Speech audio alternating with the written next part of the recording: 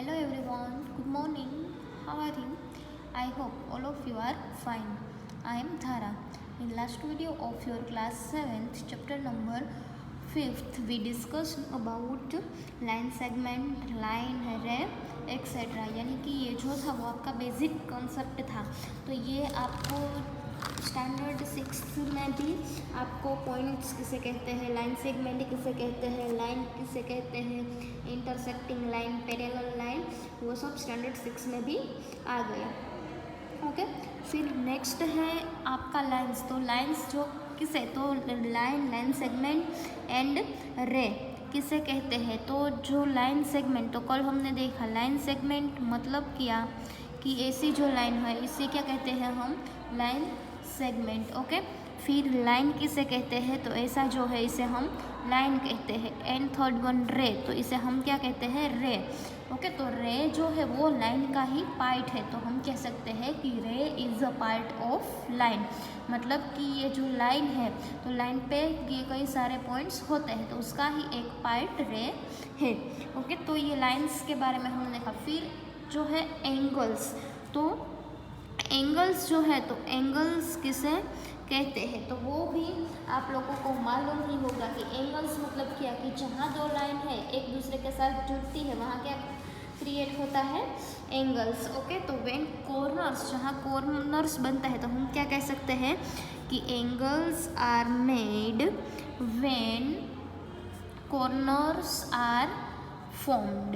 Okay, मतलब जहाँ corner होता है, अपने रूम या तो अपने क्लासरूम के दीवार में देखिए, जहाँ दो दीवार एक दूसरे के साथ जुड़ती है वहाँ क्या हो जाता है, एंगल्स। ओके, तो मान लो कि ये लाइन और दूसरी लाइन, दो लाइन एक दूसरे के साथ कनेक्ट हुई, तो यहाँ क्या बना, एंगल। ओके, तो एंगल जो है वो किसे कहते हैं वो भी आप लोगों को मालूम ही होगा। ओके, फिर नेक्स्ट आपका जो टॉपिक है वो है रिलेटेड एंगल्स। क्या है आपका जो नेक्स्ट टॉपिक है, वो रिलेटेड एंगल्स। तो रिलेटेड एंगल्स किसे कहते हैं, तो रिलेटेड एंगल्स जो है उसके टू टाइप्स है। फर्स्ट है complementary angle and second one is supplementary angles. Okay, तो फर्स्ट जो है वो हम पहले देखेंगे।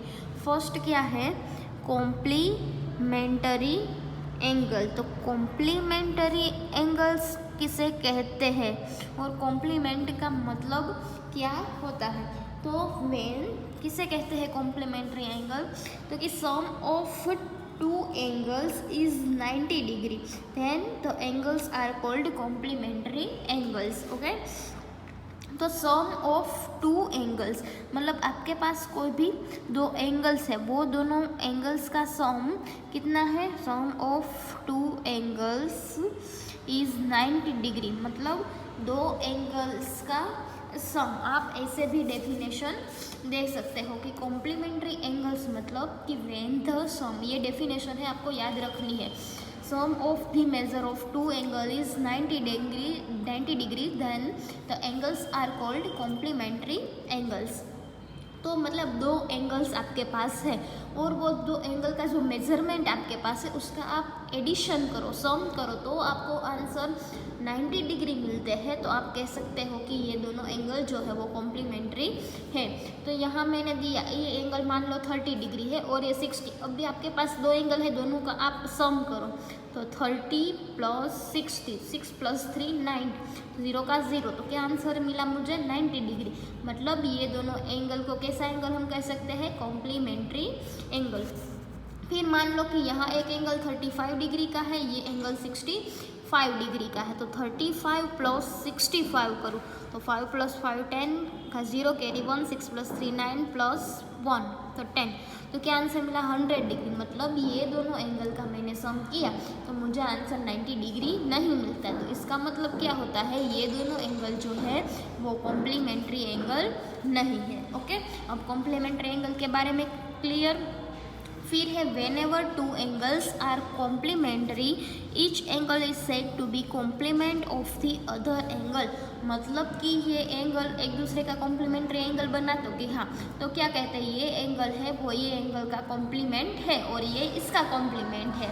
ओके, तो आपको ऐसा भी एग्जाम में क्वेश्चन पूछे कि 30 डिग्री का कॉम्प्लीमेंट एंगल लिखो, 30 डिग्री का कॉम्प्लीमेंट, तो इसमें आपको क्या करना है कि 30 डिग्री में मैं कितना ऐड करूँ तो मुझे 90 मिले, तो कि 60 डिग्री। तो आंसर क्या आएगा 60 डिग्री। आपको एग्जाम में ऐसा क्वेश्चन भी आ सकते हैं कि ये एंगल का कॉम्प्लीमेंट एंगल बताओ, ये एंगल का कॉम्प्लीमेंट। तो जहाँ कॉम्प्लीमेंट आए मतलब आपके दिमाग में आ जाना ही चाहिए, कॉम्प्लीमेंट मतलब दो एंगल का सम 90 डिग्री होना चाहिए, इसे कॉम्प्लीमेंट एंगल कहते हैं। ओके, तो ये जो टॉपिक आपके लिए इम्पोर्टेंट है, और यहाँ जो कॉम्प्लीमेंट्री एंगल्स की जो डेफिनेशन है वो आपको होमवर्क में 5 टाइम्स लिखनी है।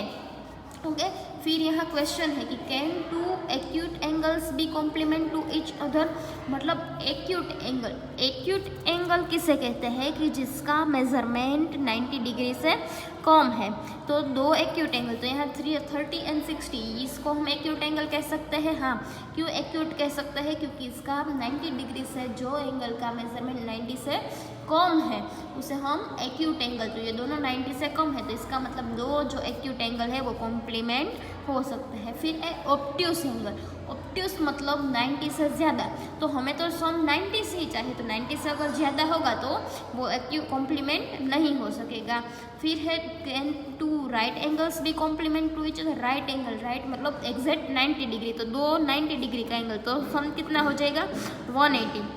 तो इसका मतलब है कि जो ये राइट एंगल है वो भी कॉम्प्लीमेंट एक दूसरे का नहीं हो सकता, सिर्फ एक्यूट एंगल ही एक दूसरे का कॉम्प्लीमेंट हो सकता है, बाकी ऑब्ट्यूस एंड राइट दोनों में से कोई भी एंगल एक दूसरे का कॉम्प्लीमेंट एंगल नहीं बन सकता। ओके, तो ये आपका कॉम्प्लीमेंट एंगल जो था, कॉम्प्लीमेंट्री एंगल्स वो था।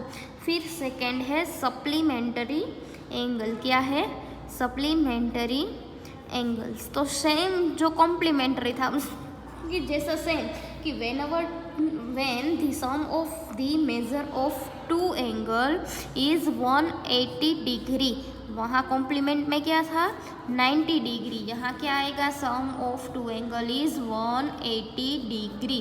अगर दो एंगल का सम करो और आपको 180 डिग्री मिलता है तो इसे हम क्या कहेंगे सप्लीमेंट्री एंगल्स। और मेरे पास मैं आपको एक एग्जांपल की, मान लो ये एंगल 80 डिग्री है, ये है आपके पास 100, तो 80 प्लस 100 ये दोनों का सम करो, क्या आंसर मिलेगा आपको 180 डिग्री। तो मतलब हम कह सकते हैं कि ये एंगल जो है दोनों सप्लीमेंट्री एंगल है, तो कि हाँ, और ये दोनों को क्या कहते हैं एक दूसरे का सप्लीमेंट भी कहते हैं। ओके, तो ये आपका जो रिलेटेड एंगल्स का 2 टाइप था, complementary angle and supplementary angles वो थे।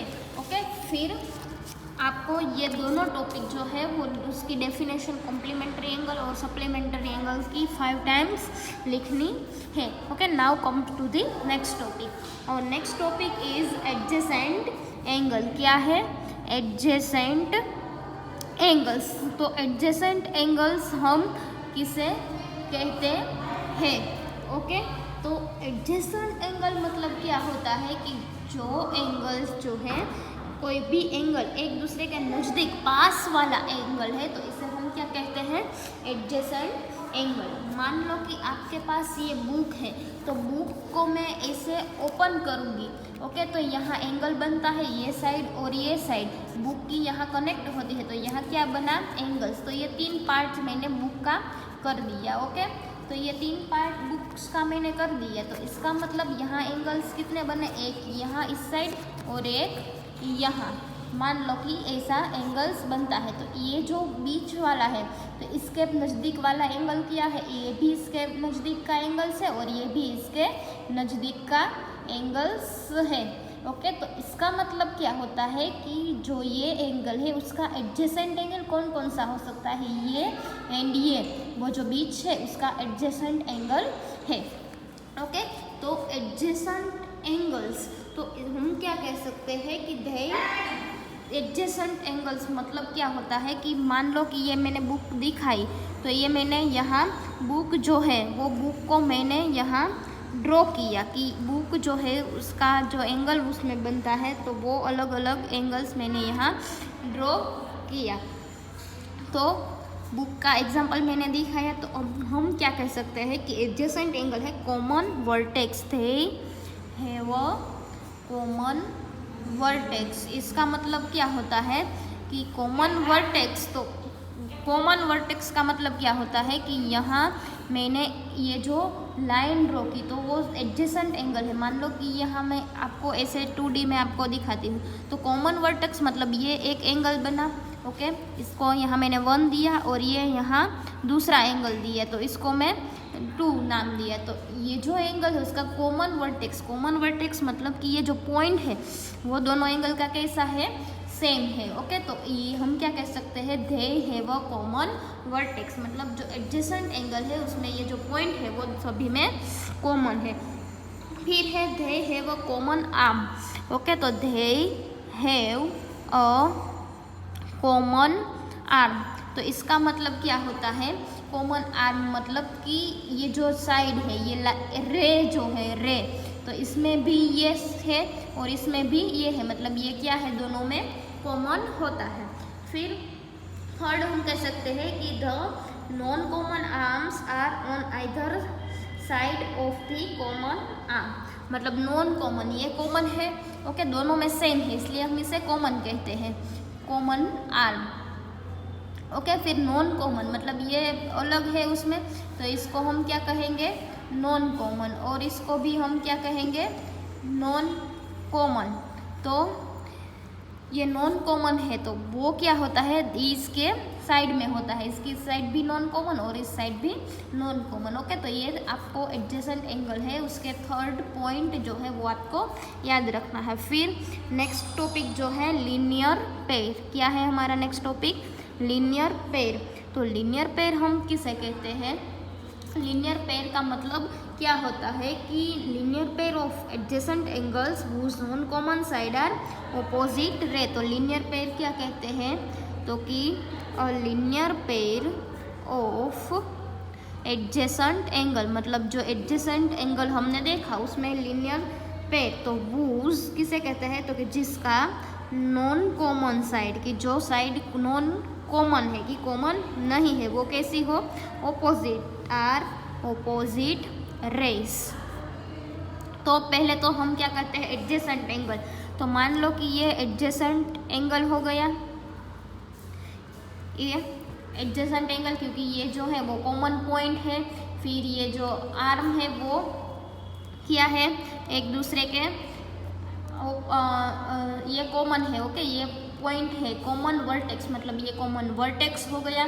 ये जो है वो कॉमन आर्म है, मतलब इसमें भी ये कॉमन है और इसमें भी ये कॉमन है, ये दो एंगल बना 1 और 2, तो दोनों में ये जो है वो आर्म वो कॉमन है।